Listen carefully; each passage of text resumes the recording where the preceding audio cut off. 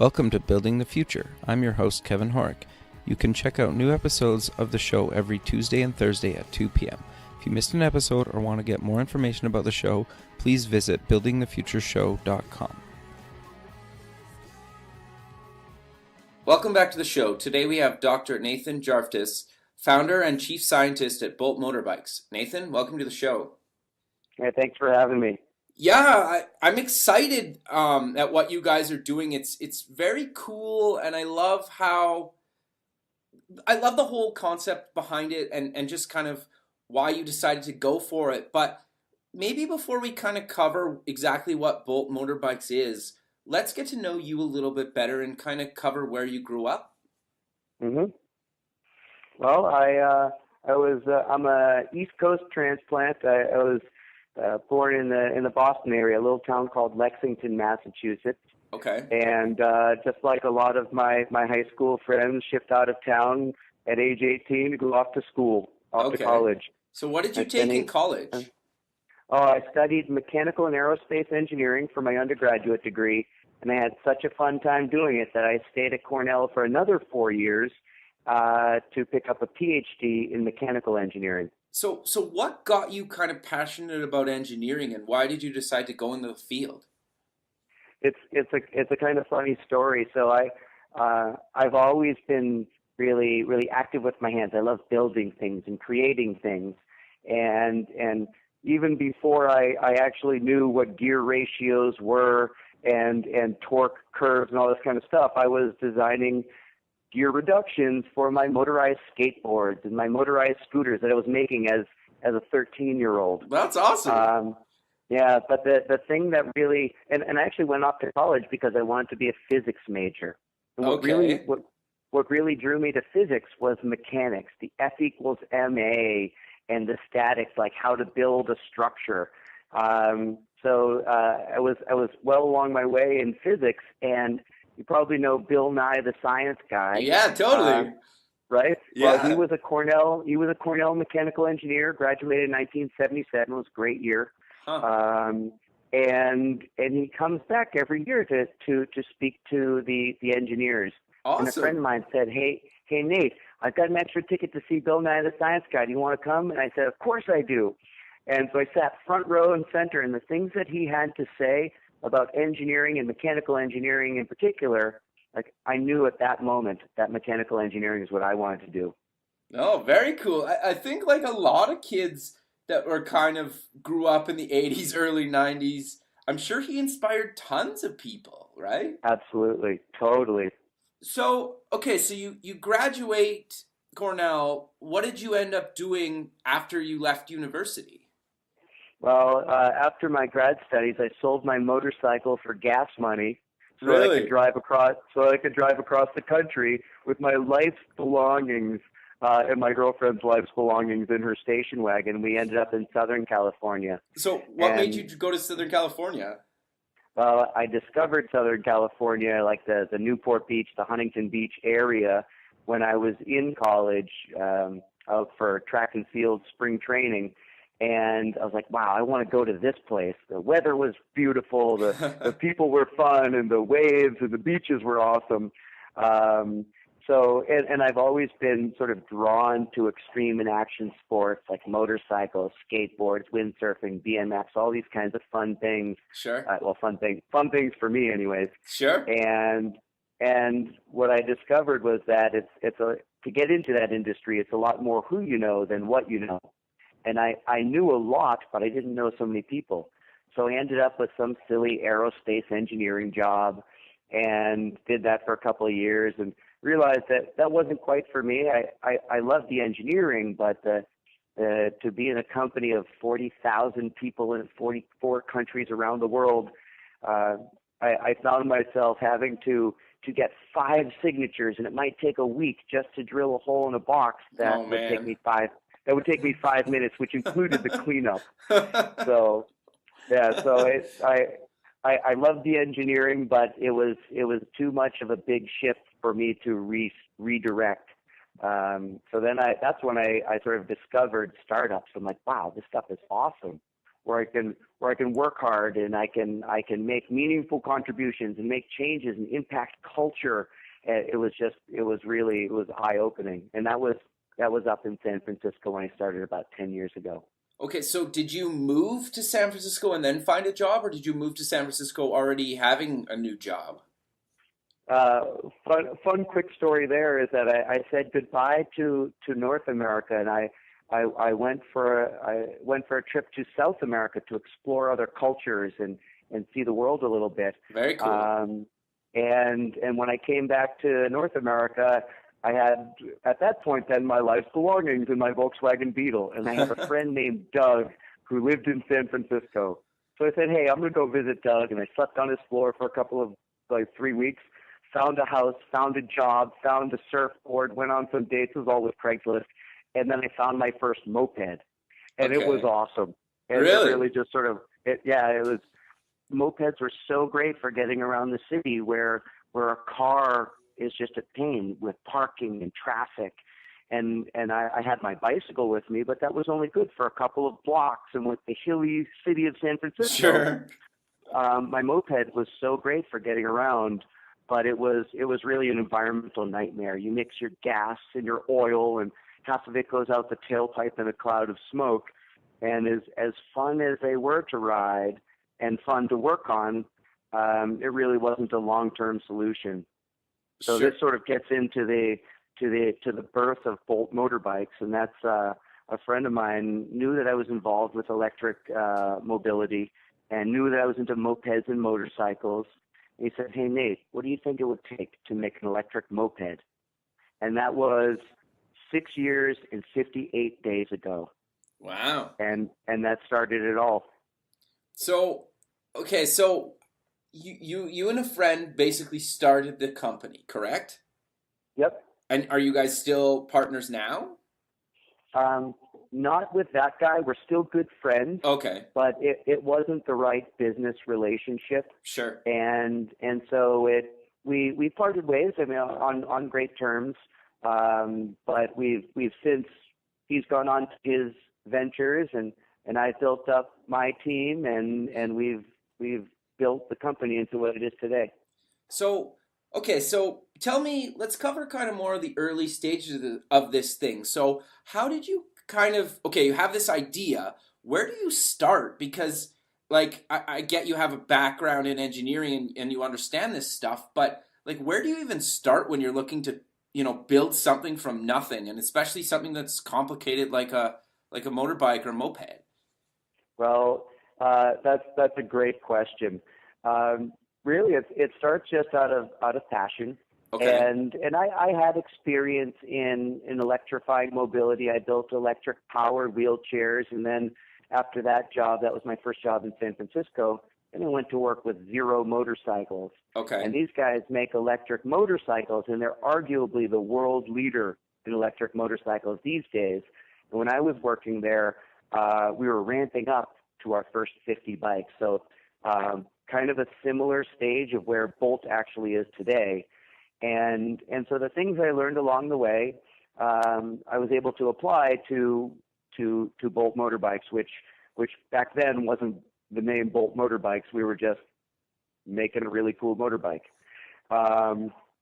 And so I had this experience in electric vehicles, and it just sort of more, I guess it sort of just it turned into. Or Rex, let me step back. Okay, sure. Yeah. When I started making these bikes, it was really a project of passion. It was nights and weekends because I had a day job. Sure.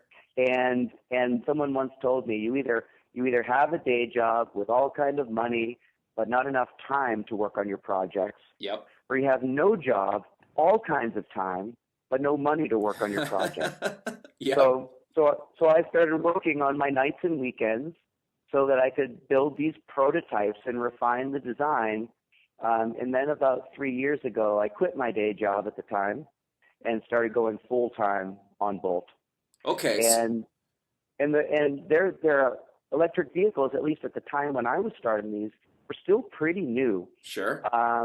But there were forums out there, and if there were things that I didn't know how to do, there were other people who had some of these challenges that were hobbyists, and they were there to share their experience, and to that end, I also shared my experience, and it's this community of people really trying to make the urban transportation or electric mobility more available for the masses. Sure. No, I think that's very cool. So it sounds like you were basically self-funded to start when you were kind of just working on the evenings and weekends, or did you raise some money at the very, very beginning? Oh, it was entirely self-funded.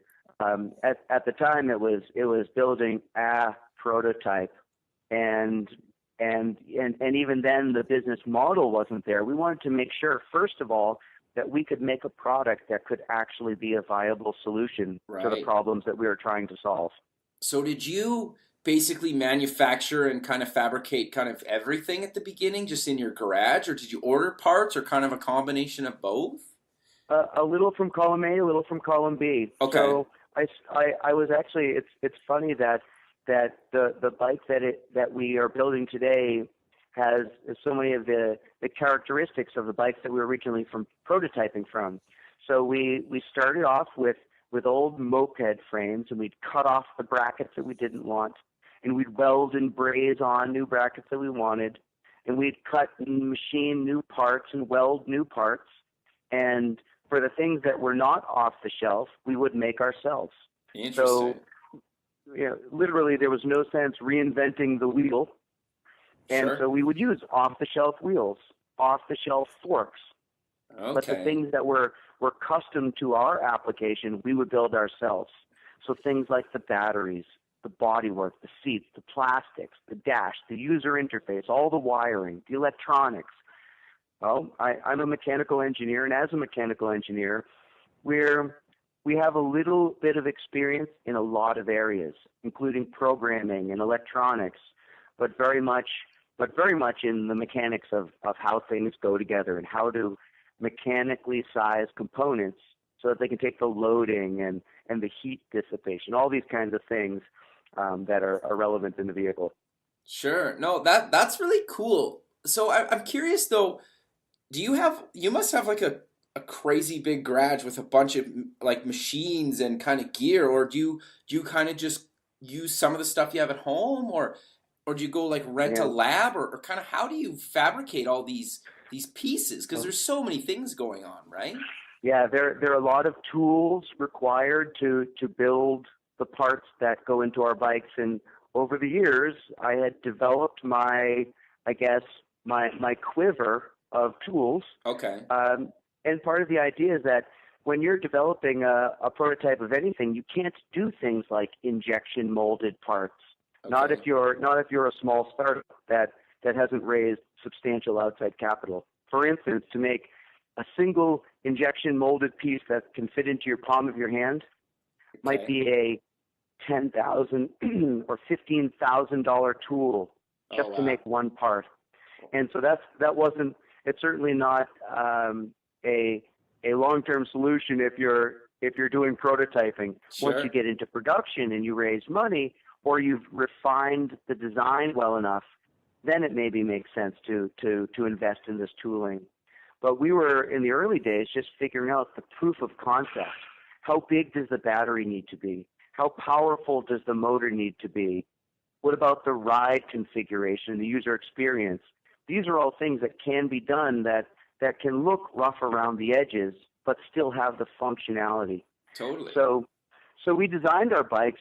We started as a function-driven product, and Okay. then once we got the function right, then we worked on refining the design for aesthetics. So first it was function-driven, then we followed up with form. Sure. So how long did it take you to get that kind of first functional prototype? It was it was just a few months Okay. from the day that I met Dan for a cup of tea Okay, awesome. to when I was riding around on the first prototype. Just So a couple of months. Sure. Yeah, So I'm pretty good with my hands, and the internet is a great source for knowledge and prototyping parts. sure. And when you're prototyping, you don't have to be as conscious of shaving off the last penny, so you can pay a little bit more for an electric motor if you're just prototyping. Because also at the end of the day, if you find you don't want that and you're just prototyping, you can put it back up on eBay, for instance. So Sure. I don't know, of course, I had been working during the day, so saving up my money so that I could spend it on prototypes, um, and maybe taking my girlfriend out for a nice dinner or something like that. Sure. That's awesome. So you were just like driving around the neighborhood in San Francisco? Absolutely, yeah, That's just driving awesome. around and I would ride around. I would find out some areas where, hey, maybe if this were a little different, or if this were more powerful, or this could be lighter weight. I would make those modifications and then take it out for another test ride, and that this these iterations, these small changes, went into a bike that ended up having that bike is still in our shop today. It's a little bit of a museum piece, but that bike has 2,000 miles of city riding on it. That's awesome. Yeah. So then how long did it kind of take you have this functional prototype, then you have like when you spent some time on kind of aesthetic and making the bike look how you wanted it to look. How long did that take after that? Well, by this time, I it had been about maybe 3 years of prototyping and refining Oh wow. and working my day job and I guess we can say tinkering in the nights and weekends.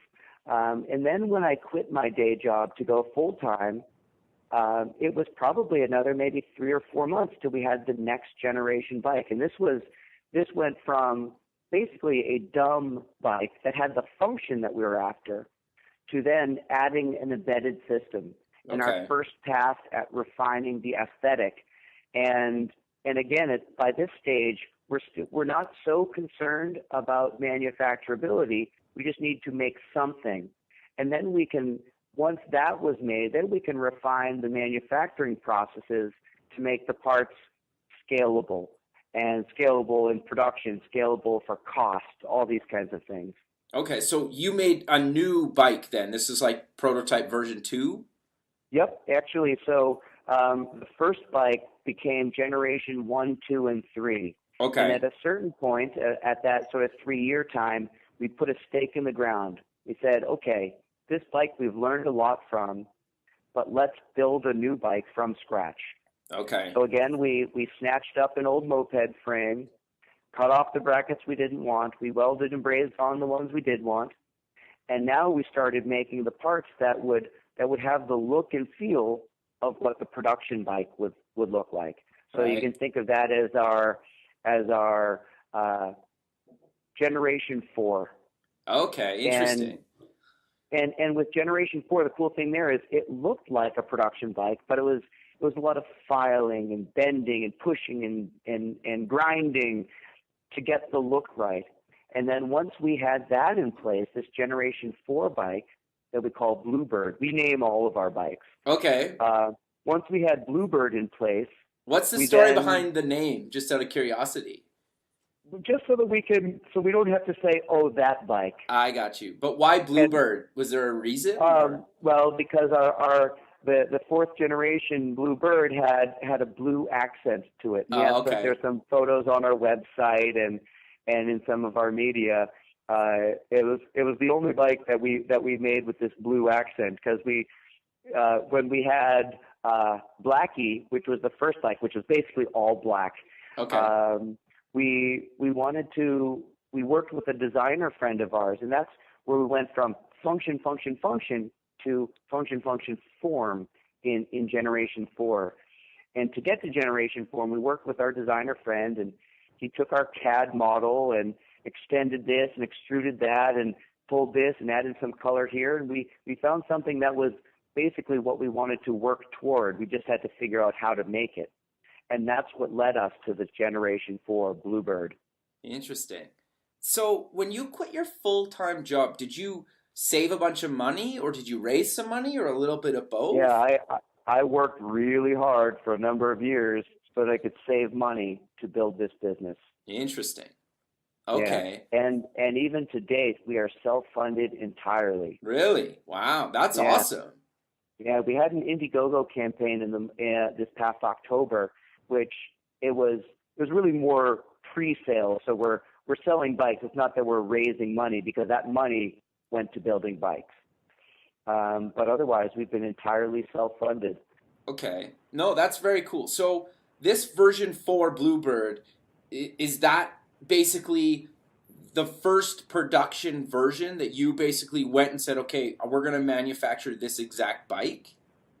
Before we went and manufactured that exact bike, we took Bluebird and we refined our CAD model to match Bluebird. Oh, okay. And so from Bluebird, which was generation 4, we then built Raven, and that's Okay. the 5th generation bike. And we built Raven just by looking at the instructions. So it wasn't filing and grinding and pushing and bending and forming and pushing some more. It was, can we build a bike just by reading the instructions? And it worked. And that was Interesting. generation 5. And generation 5 looked so good that, for instance, GQ magazine called it the best stuff of the year in 2015, which That's is the number awesome. one spot. Congrats, man. Yeah, and yeah, thanks, man. It was really it was a real pat on the back to know that that something that we created out of nothing had this worldwide appeal, and that people were really kind of digging it, and people started buying that bike, or at least pre-ordering that bike. Sure. And that was the bike that was in our Indiegogo campaign, and Generation 5 was awesome, but it wasn't good enough for us. So we refined the manufacturing processes Okay. and adjusted some of the material selection that we used in the bike. And now we came up, and now we're building Generation 6, Okay. which is the bike that our customers are buying. That's the production bike. Okay. So I'm curious then, where are you guys doing the manufacturing, and are you guys assembling it yourself? Are you getting them built somewhere else, or? We assemble our bikes entirely right here in Brisbane, California. Okay, awesome. We make most of the parts Really? right here in Brisbane, California. That's Now, awesome. of course, it really is awesome, and part of the motivation to build all this and assemble in-house, we call it the fruit model. Okay. There's a fruit company in Cupertino, California, that makes computers and MP3 players Sure. and iPads, and part of their success is that they control production, Sure. they Yeah. control the software, and they control the hardware. Yeah. And that was the motivation, the inspiration for what we're doing, and that because we can institutionalize this knowledge, we can build and we can grow and we can iterate faster than anybody out there. Sure. No, that makes a lot of sense, and it's interesting that you're basically applying a tech company model to building motorbikes, because at the end of the day, it doesn't really matter what the product is, right? It's the whole process and the belief and the basically, like you just mentioned, like the fact that you can control everything, right? Yeah, Is awesome. absolutely. So I'm curious then, how big is your team then? You must have quite a big facility, and you must have a pretty decent sized team. We've got a really nice facility here in Brisbane. It's got enough space for us to have a nice little showroom. It's got office space, of course, and manufacturing and storage and warehouse, Sure. right all under one roof. So we can, and it's really cool when we have our potential customers come in and potential investors come in. They can walk in, they can see really where the magic happens. We can show them a nice experience, take them out for a demo ride. They can meet our team and really see where their bike is being built. That's awesome. And that's really cool. And I think that's something that a lot of companies don't have, because their bikes are being built in China or in Mexico or something like that, maybe in India. But people get to see where their bike is being built. And we like to say that bikes are being hand built by highly overqualified individuals. That's awesome. And what I mean by highly overqualified individuals is that we have top engineers building these bikes, and the reason we do this is part of this fruit model, because if we can learn from each iteration, each bike build, we can learn and refine our process to make it better for manufacturing. Sure. So how long roughly does it take to go from basically like parts to a fully working bike? We can assemble a bike in an afternoon. Wow, But really? we don't just make one bike at a time. Okay. We're going to be building parts for a batch of bikes. Okay. And then we can take those parts and make sub-assemblies, and we'll make a batch of sub-assemblies. Okay. And then we just reach into our supply cabinet, well, our stock shelves, and then just pull those parts and assemblies and just put those onto a bike. And so we can actually assemble a bike in an afternoon. The time-consuming part is making the parts and making the assemblies. And because we do that in-house, we can learn what are the parts that make sense for us to keep in-house and what are the parts that make sense to outsource. Sure. That makes a lot of sense. So you Yeah. say a batch. How many do you guys do in a batch? We're still in the early stages of production, so we're talking batches of 10 bikes.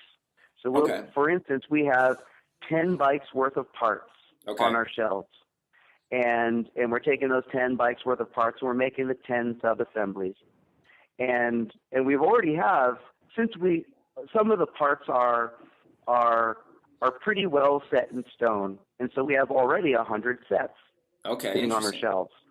And like as I mentioned, as we're building, we're refining the process to streamline manufacturing. So some things we're making modifications to in the assembly story, in the assembly process. Sure. No, that makes a lot of sense. So I'm curious then, how do people buy one? Currently, we're offering our bike online. People can either just plain old order the bike online, or they can reserve the future by putting a deposit down on a bike so that the balance will be paid, say, a month before their bike is shipped. So that was, until recently, the only way for people to buy bikes. In January, we signed on the largest e-bike dealer on the West Coast. Oh, congrats. Yeah, thanks, man. They're called Seattle e-bikes. Okay. And you can imagine maybe where they're located. Sure. And yeah, so Seattle e-bike is a great group of people, very knowledgeable, and what it allows us to do is leverage the infrastructure that's already in place. They picked up a fleet of our bikes. Okay. And so that they can now do demo rides and they can provide the service, and people can come to them to ride and check out our bikes. So basically, it multiplies our reach. Sure, that's awesome. And Yeah. so if how much does it cost, and then how long does it take for me to get one? So $5,495 Okay. gets you the M1 motorbike, the bike that you see on our website. Okay. It comes with our 5-hour smart charger, which allows you to charge your batteries on the bike. Okay. And wait, what do you mean what do you mean by that? Like you plug it in kind of thing, and you don't have to remove it? It's kind of like a laptop brick, where it's a little brick. One end you plug into the wall, the other end you plug into the bike, and you press go. And in 5 hours and about 21 cents worth of electricity, you've got a fully charged battery and you're ready to ride again. So basically, it's a really good commuter bike. You basically just plug it in when you get to work. Exactly. And then you go from work to go grab a burrito for lunch, and then after work you go to the gym, and you go to your friend's house and you go for a little joyride, and then you go home and then you charge it up at night just like you do with your smartphone, and then you're ready to go in the morning. I love that. That is awesome to me, and I'm assuming I can buy a second battery if I need to go longer than 5 hours. Absolutely. So we do offer an accessory line, including batteries, including foot pegs, including your phone charger, including your off-bike charging accessories. So of course the batteries on our bike are quick release because these bikes are designed for city living. And not everybody in the city has a garage. So Sure. the idea is that you can lock your bike outside and take your batteries inside and charge them on our off-bike charging accessory. Oh, that makes a lot of sense. No, Hmm. that's really cool. So I'm kind of curious, is there other models planned for the future? Are you going to just keep with this one, or where do you see this kind of going? Well, the cool thing about what we're doing, well, there are a lot of cool things, but one Sure. cool thing is that the technology that we're developing allows us to go up market and down market. If we want to make a higher performance electric motorbike, we can use a lot of the same technology and make an even higher performance bike. We can also go down market and offer more like a classic electric bicycle using the technology that we have. So we definitely have some ideas for different models in the future. Um, and just to give a little glimpse, so right now we make the M1, which looks like a sort of cafe racer motorcycle. Yeah, it looks really Um, good. I really love yeah, the thank you. design. Yeah, thanks. People really seem to like it, and that's again a really nice pat on the back because it's a creation that I've been working on and putting a lot of my time and effort and resources in for a pretty substantial portion of my life, Sure. and it's nice to know that people also like the stuff that I'm doing. So I guess it taps my ego a little bit. Totally, and it Um, should.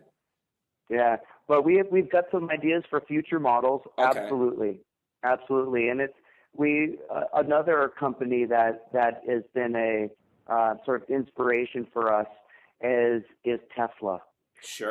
And what Tesla did in the early days, if you remember their Roadster, Yep. they took their technology and they put it into an otherwise existing platform, the Lotus Elise, and they Yep. made this really cool electric vehicle that when they were out on the road, these 2,500 Roadsters were establishing the Tesla brand, and they were validating their technology and giving Tesla great user feedback.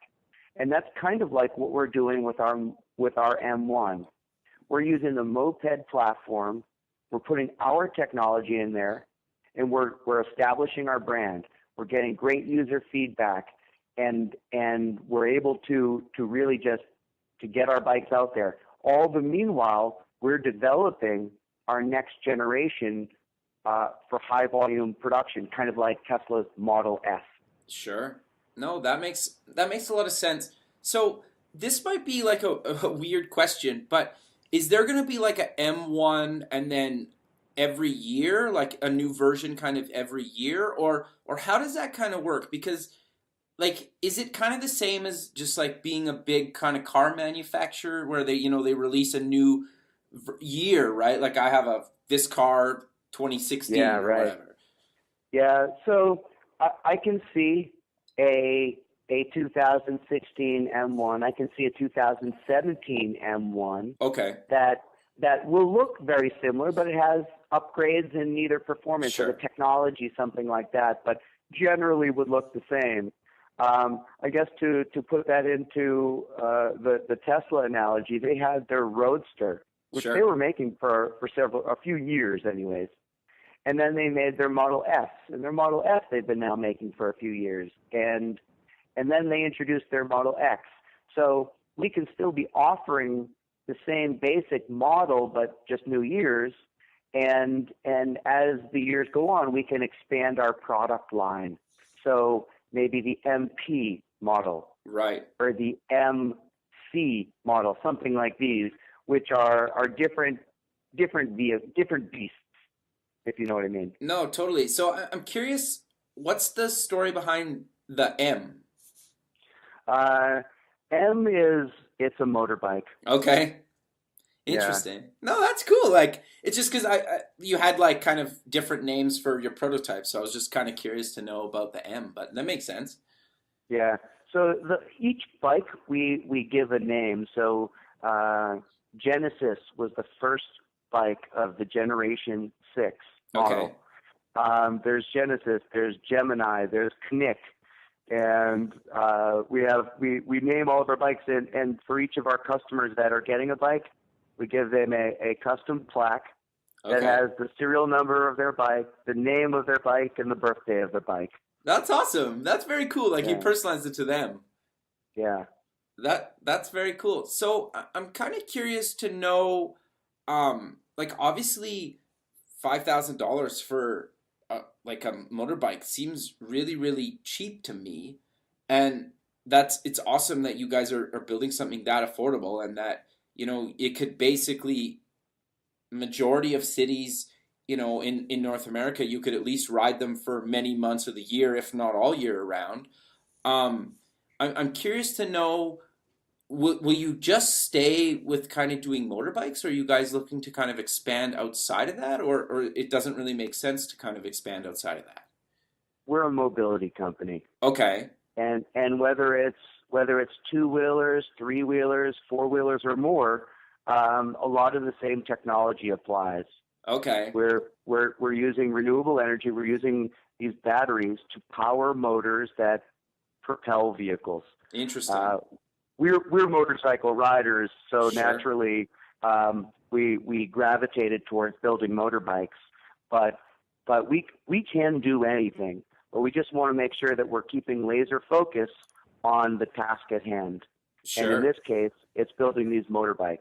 Sure. That makes a lot of sense. The only reason I ask is just because I live in Canada, so we have snow for parts of the year. Yeah.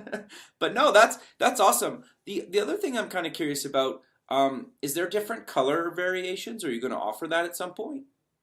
Right now, we're offering any color you want, as long as it's black. And it worked for Henry Ford. Sure. No, it makes Um, sense.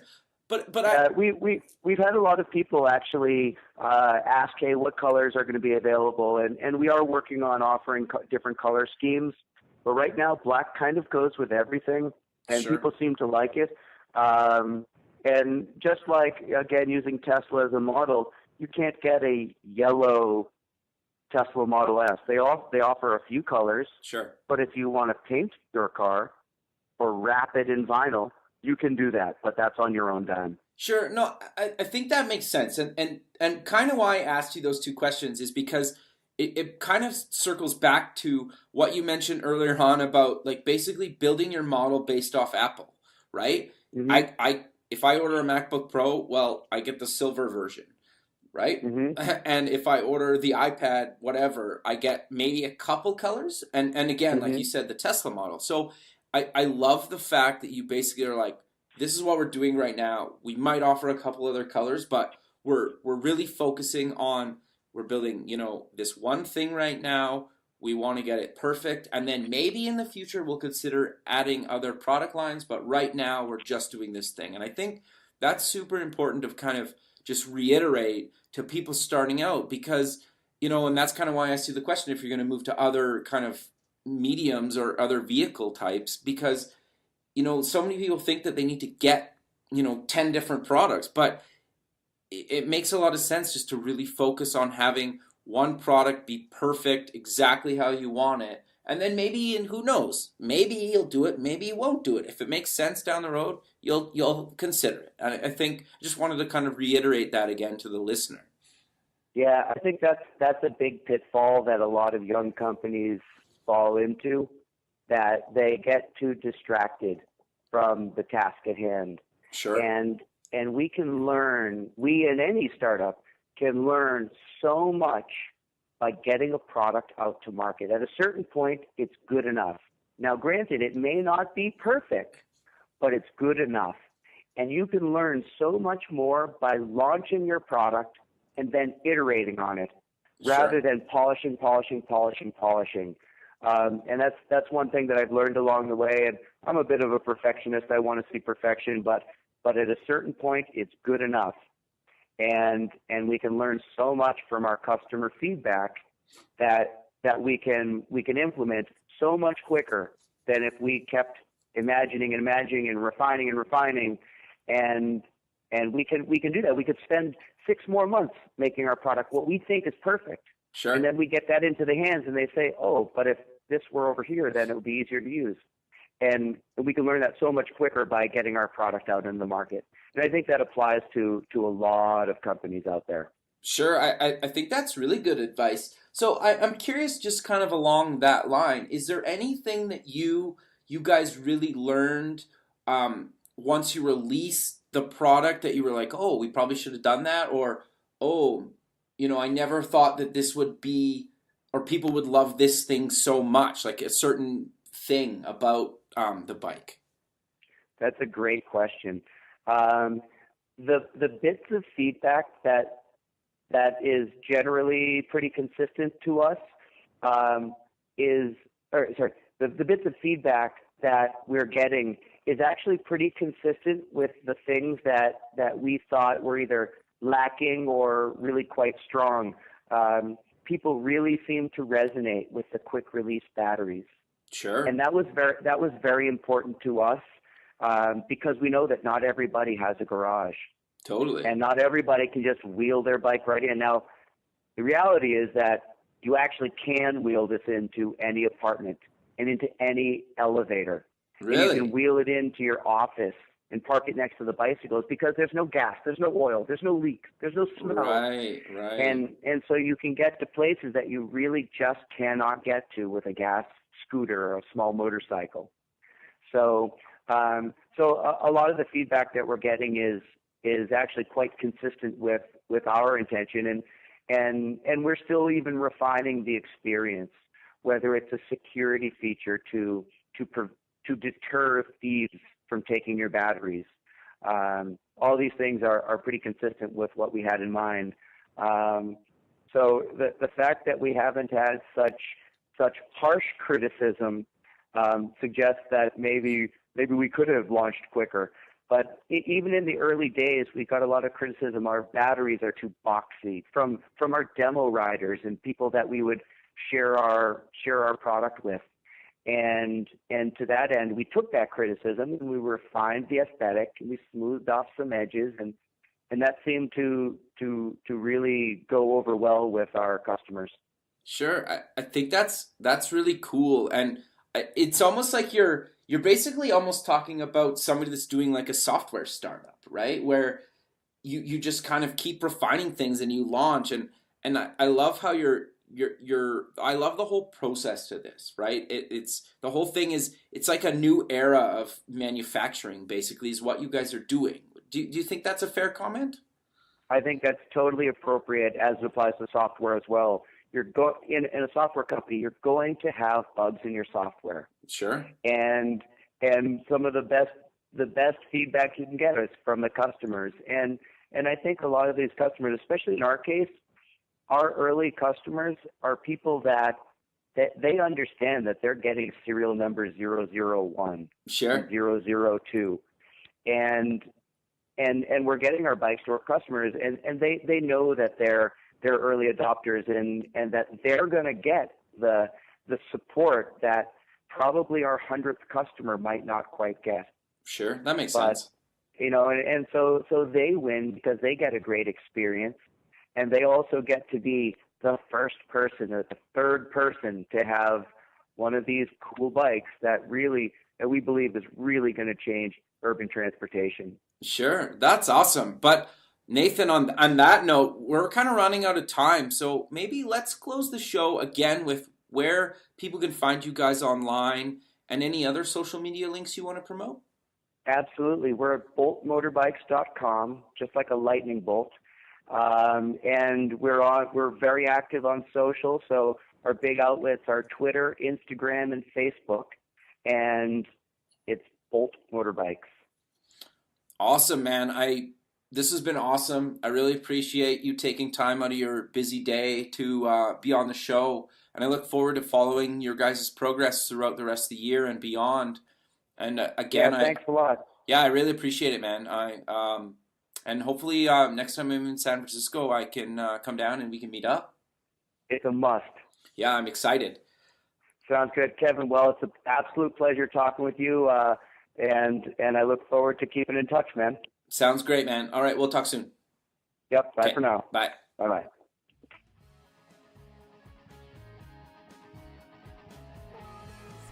Thanks for listening. The music for the show is done by Electric Mantra. You can check them out at electricmantra.com and keep building the future.